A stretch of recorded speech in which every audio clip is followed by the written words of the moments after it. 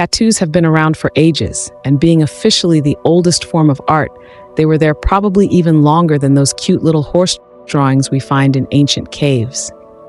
These days, tattoos are skyrocketing in popularity and shedding their old tattoos. In fact, about 46% of Americans sport some ink. Still, it's Italy that takes the crown because around 48% of Italians have tattoos. But what if tattoos weren't just a beauty statement? In fact, they're on the brink of becoming something much more significant, potentially even health trackers. There's a concept of smart pigments. You know how ink gets injected when you're getting a tattoo? These smart pigments may potentially work as health trackers, keeping tabs on vital health metrics like blood sugar, hydration, and UV exposure. Using advanced pigments that respond to biological and environmental changes, these tattoos could eventually replace the need for wearables or implants. Such tattoos might glow under specific lights to warn you of health issues in real time. They can potentially come in handy for astronauts as they could measure radiation exposure. How many brains does a human being have? Normally we have 2 brains. Surprised? Me too.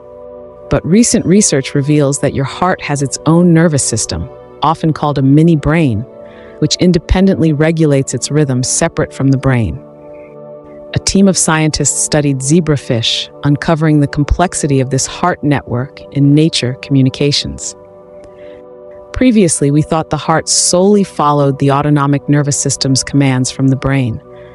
However, it turns out the heart has its own neural network in its outer layers, making it more sophisticated than we believe. According to the lead researcher, this mini brain is essential for maintaining a steady heartbeat and houses different neurons that perform specific functions, including a group that acts like pacemakers. Ever watched classic sci-fi like Frankenstein and thought, that's wild? While it may not be as sci-fi as you believed, researchers have discovered a third state of existence where cells from dead organisms can keep functioning, sometimes even gaining new abilities.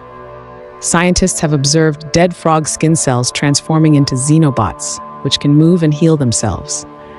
Human lung cells can also self-assemble into Anthrobots, tiny organisms that aid in cellular repair. How do these cells continue functioning post-mortem? One theory suggests hidden electrical pathways enable communication. It all depends on conditions like temperature and energy levels. When skin gets hurt, our blood clots kickstart healing. Now, researchers have created a blood-based implant that takes this natural process up a notch.